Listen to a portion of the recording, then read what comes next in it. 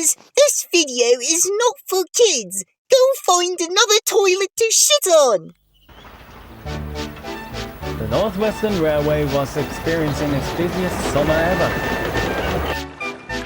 Passengers and cargo were flying to and from between Sodor and the mainland. The track controller had to send some of his own engines to do the work on the other railway.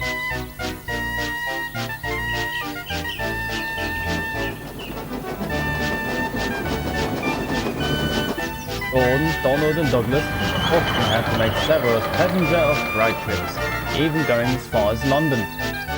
James had volunteered to take one of these trains, but the track controller chose Doc for one of the special trains instead.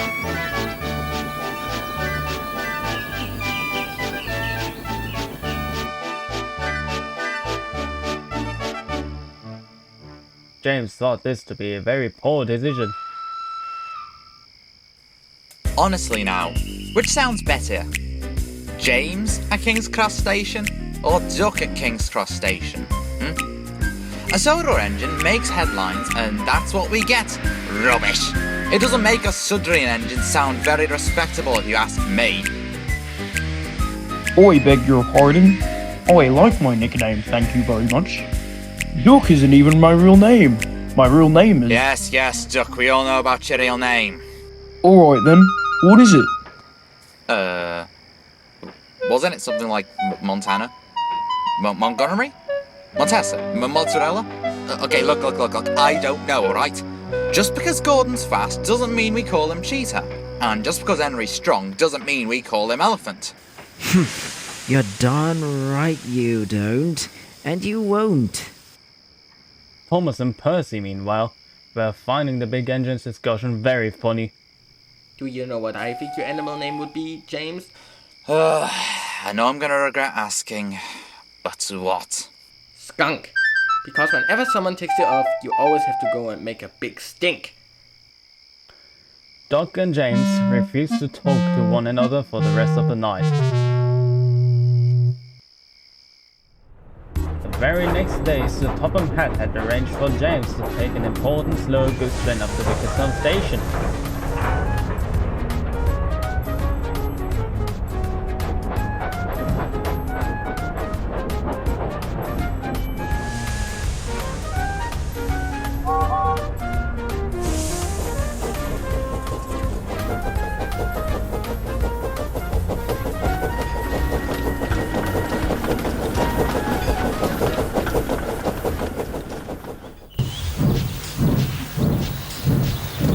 This made James even more cross, and he was still fuming about Doc's trip to London.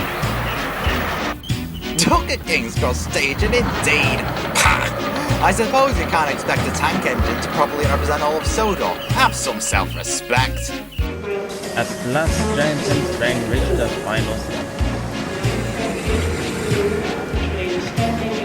James was still grumbling when he saw the engine. In the distance, a bright blue engine was rocketing down the tracks with the express. Its streamlined body glistened and gleamed in the glow of the morning sun. James had never seen an engine go so fast. It was unlike anything he had seen before. Best of all, at least to James, were the engine's beautiful, bright red driving wheels, pounding the rails furiously as it thundered down the line. I could use some of those. Oh, why don't I get red wheels? With a shriek of its whistle, the train disappeared around the bend and out of sight. Secretly, James was very impressed.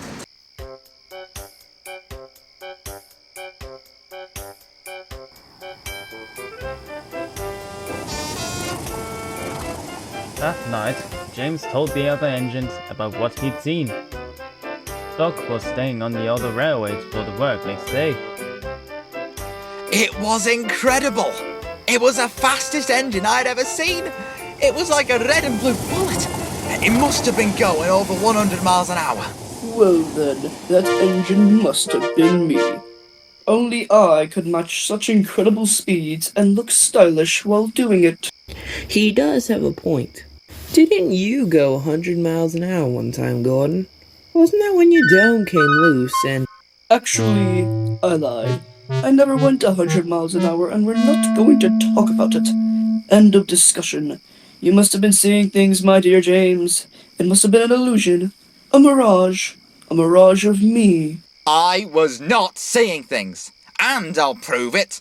James carried on all night long, describing the engine he had seen. None of his friends knew exactly who or what he was talking about. What do you think we should call James now? Our lad. Because he never shuts up while other engines are trying to sleep. The next morning, the Frac controller had an important job for James. I need you to help Doc organize trains at Scarborough on the mainland.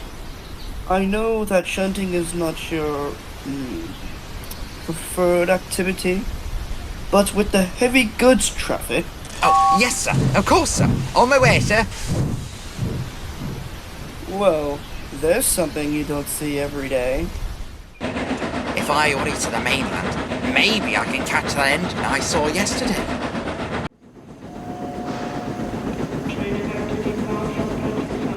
Wait! Stop! Who are you? I have to know! But the engine didn't hear James. It was already leaving the station. James knew it was no one ever.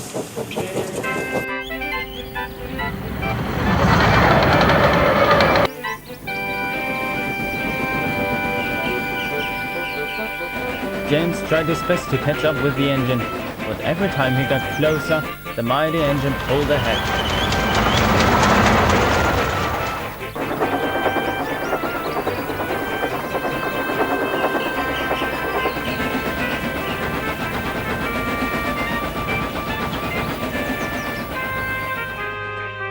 By the time he reached Bridlington, the engine was far away and James was left behind in the dust.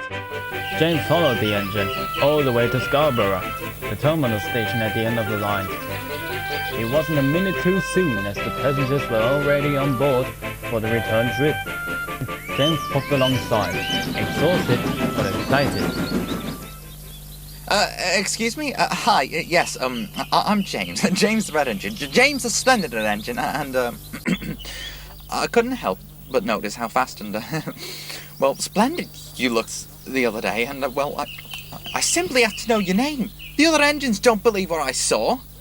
Hello! My name is Mallard. Wait, Mallard? You mean, like, as in, the duck? Oh yes, I suppose so.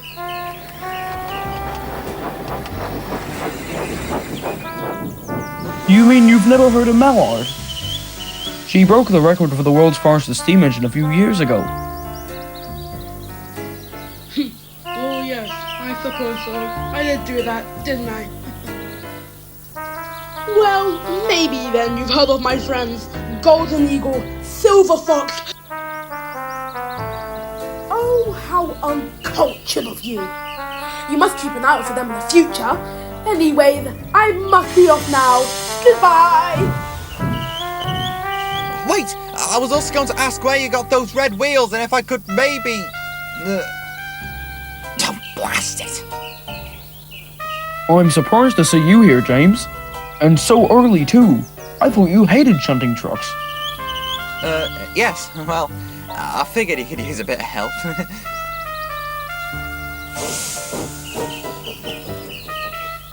James worked in the yard all day. He was impressed with how well Doc managed the trucks and found his way around the station.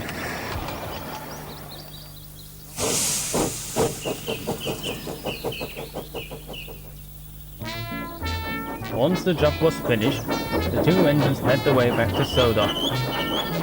James had a lot to think about on the return journey. Doc, meanwhile, followed awkwardly along behind. That night, James had an important message for the other engines. So, attention everyone, if you please. Yes, Gordon, you too.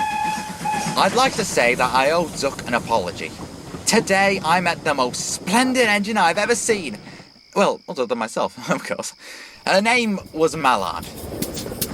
Oh, yes, of course. You mean you never heard of the Mallard? Oh, how uncultured of you, James. Yes, Gordon, we've established that.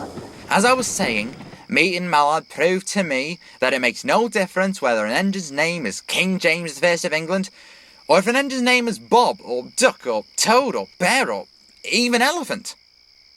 Careful, James. We're not picking nicknames tonight. Yes, Henry, but my point is, it doesn't matter what name an engine may have, as long as they can be really useful, which I believe Duck most certainly is. All the engines murmured in agreement. Thomas, however, looked over to Percy. What should James's animal name be now? Peacock. He's a bit of a bird brain, but praise coming from him is high praise indeed.